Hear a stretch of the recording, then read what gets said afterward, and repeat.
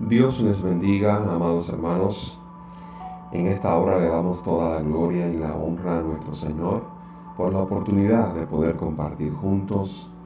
Le doy gracias a Dios por las cosas maravillosas que cada día está haciendo en nuestras vidas.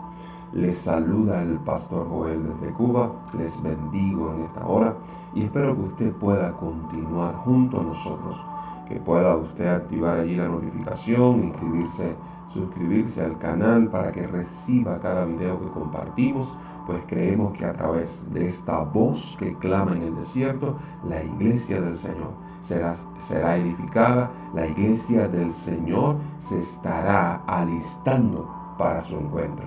Bendito sea el Señor. Y hoy quiero ver, el otro día hablamos acerca de la obra de Dios para su iglesia. Y creo que el Espíritu Santo nos está llevando porque hay mucho más aquí que queremos compartir. Estuvimos hablando acerca de qué pasó con Cristo hasta las horas tercera, las horas sexta y novena. Creemos que allí hablamos de que son horas proféticas. Pero en lo que queremos hacer énfasis en esta hora es en lo que pasó en este último día del Señor Jesús aquí entre nosotros. En este último día que, conforme al horario hebreo, comenzó ya al caer la tarde, al caer la noche. ¿Y qué sucedió al caer la noche? Fue la institución de la Cena del Señor. Cuando nosotros vemos la palabra de Dios, allí en Mateo capítulo 26, del verso 26 al 29, pudiéramos ver este pasaje. Allí el Señor Jesús, junto a sus discípulos, instituyó la Cena del Señor. Allí la palabra nos declara: y mientras comían, tomó Jesús el pan y bendijo y lo partió y dio a sus discípulos y dijo: tomad, comed, esto es mi cuerpo. Y tomando la copa y habiendo dado gracias, les dio diciendo: bebed de ellas todos, porque esto es mi sangre del nuevo pacto, que por muchos es derramada para remisión de los pecados. La pregunta es, esta institución de la Cena del Señor, ¿qué representa para la iglesia?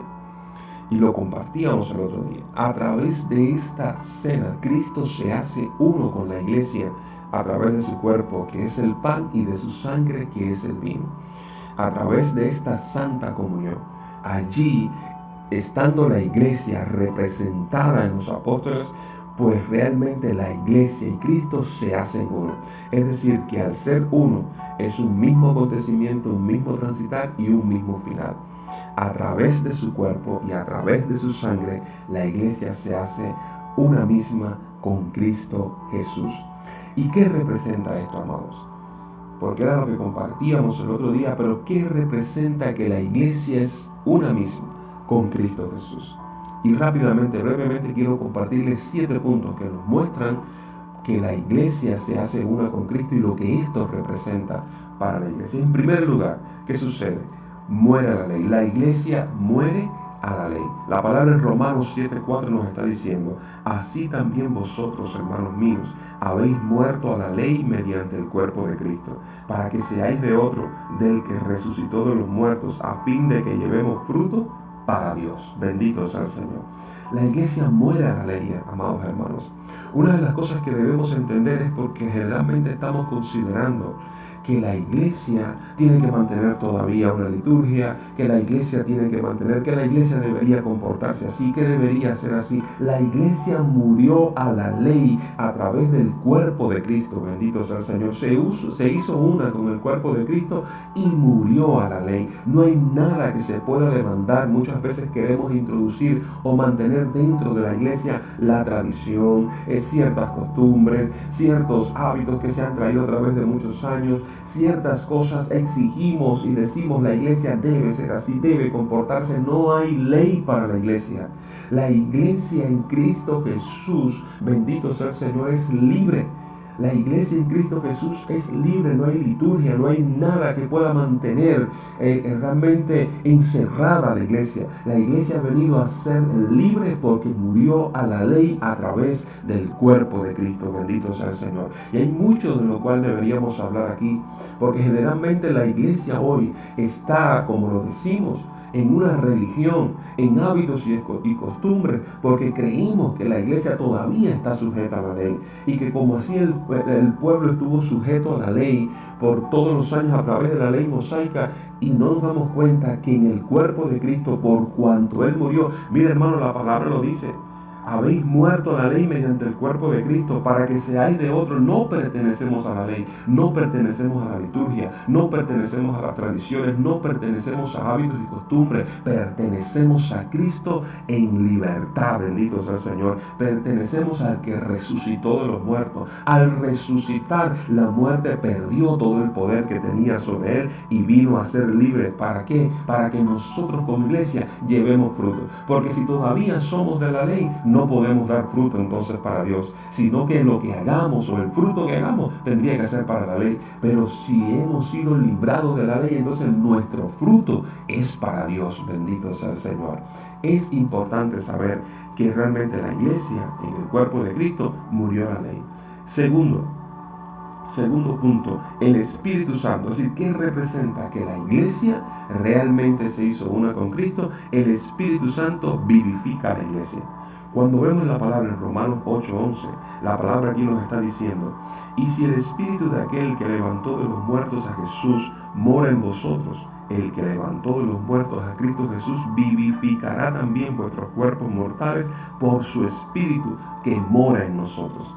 Es decir, que realmente la iglesia es vivificada por el Espíritu Santo. ¿Por cuál? Por el Espíritu que realmente dice levantó de los muertos a Jesús.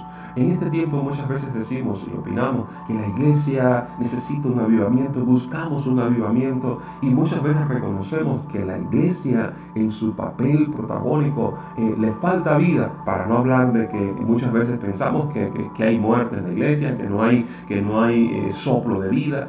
Y entonces tenemos que entender que a través de esto que aconteció, la iglesia es vivificada por el poderoso Espíritu Santo que levantó de los muertos a Jesús. Es decir, que viene tiempo en que el Espíritu Santo soplará y vendrá vida a la iglesia, mucho más vida, bendito sea el Señor, que la que hasta ahora hemos experimentado, porque realmente la iglesia necesita mostrarse. La iglesia está aquí para ser avivada, para impactar a todas las personas que están alrededor de la misma, y eso lo estamos esperando, eso lo estamos buscando, pero eso está llegando, el soplo y el poder del Espíritu Santo, para que la iglesia se muestre, para que la gente no tenga que preguntar ¿dónde está la iglesia? O haya alguien que diga no, nunca he oído de la iglesia, o sé que en algún lugar en la iglesia, pero no sé de qué se trata. No, la gente va a saber de qué se trata, la gente va a saber que la iglesia representa a Cristo, la gente verá el poder, la gloria, la manifestación de Dios a través de la iglesia, porque la iglesia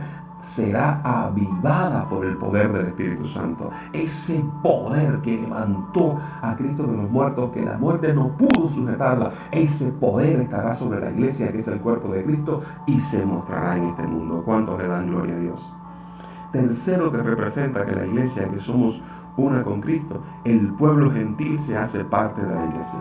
Este es el tercer punto: el pueblo gentil se hace parte de la iglesia. Mire lo que dice Efesios 3:6, que los gentiles son coherederos y miembros del mismo cuerpo y copartícipes de la promesa en Cristo Jesús por medio del Evangelio. Es decir, que a través del hecho de que somos una misma esencia con Cristo Jesús, hubo una apertura para que los gentiles pudieran ser coherederos también y miembros del cuerpo de Cristo.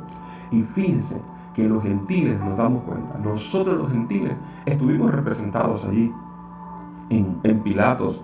Estuvimos representados, la esposa de Pilato que dijo: he tenido un sueño, no tengas nada que ver con este justo. Pilato trató de librar, de hacer todo humanamente desde su punto para librar allí a Jesús, pero también estuvimos representados en los soldados romanos que le escarnecieron, que le hirieron, que le dieron de bofetadas. Cuántas cosas le hicieron allí. Allí estaban los gentiles. ¿Y sabe qué entendemos? Que los gentiles que vinieron hiriendo el cuerpo de Cristo, que vinieron allí de alguna manera lacerando el cuerpo de Cristo, haciendo todas estas cosas, a través, aleluya, de lo que hacían, aún así había una apertura para que hubiera salvación para todos los gentiles en todas las naciones. Es decir, que lo que comenzó con una afrenta al cuerpo de Cristo, lo que comenzó hiriendo al cuerpo de Cristo, fue una apertura para que entonces esa sangre preciosa derramada viniera a ser vida y vida eterna para todo aquel que cree en todas las naciones gentiles. Por eso creemos que ahora hay mucha gente que quizás todavía no obedece a la voz de Dios, que no busca a Dios, mucha gente que blasfema acerca de Dios, que hace tantas cosas, que hiere a los cristianos, tanto verbal como físicamente. Cuántas cosas hacen ahora, pero no importa. A través, aleluya, del cuerpo de Cristo, aunque ellos lo están hiriendo, pero habrá apertura para que haya salvación, para que sean bendecidos, para que sean salvos. Muchas personas a tu alrededor que hoy critican a la iglesia, que hoy no obedecen a la ley de Dios, que no buscan al Señor, pero mañana estarán ahí porque hubo una apertura para los gentiles a través del cuerpo de Cristo. Bendito sea el Señor. Hay tanto de lo que pudiéramos hablar. Hoy quien le hiere, mañana besará sus pies. Bendito sea el nombre del Señor. Hoy quien persigue a la iglesia, mañana dará testimonio de la gloria y la bendición de Dios sobre su vida. Eso lo creemos. Y vamos a seguir, no podemos detenernos. El cuarto punto de lo que significa que la iglesia es una con Cristo: la iglesia se ramifica y se diversifica con propósito.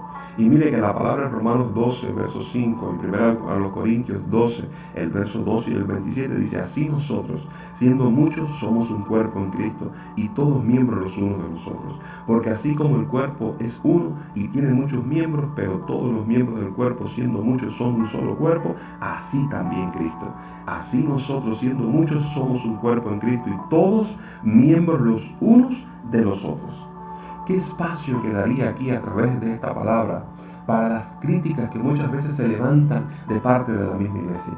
¿Qué espacio quedaría aquí? Tenemos que entender que somos muchos miembros y todos diferentes unos de los otros. Por tanto, no queda espacio para que muchas veces estemos criticando congregaciones o denominaciones, para que estemos criticando que dicen que se alaban así, que se adoran así, que solo hablan de esto, que solo hablan de lo otro. Mira, amado hermano, todos somos parte del cuerpo de Cristo, cada uno con una función diferente. No hay espacio para la crítica, no hay espacio para pensar que unos son mejores que otros sí son salvos y otros no son salvos. Eso es tiempo de quitarlo, iglesia, porque Dios te está preparando para un encuentro con Él y te pedirá cuenta por la manera en que tú también estás hiriendo su mismo cuerpo. Es cierto que los ojos tienen algo tan peculiar, tan bello y tan hermoso, y no tienen nada que ver con los dedos de los pies, pero tan importantes son los ojos como que son los dedos de los pies. Si los criticas, estás hiriendo el mismo cuerpo de Cristo, y Él te pedirá cuenta cuando llegue el momento.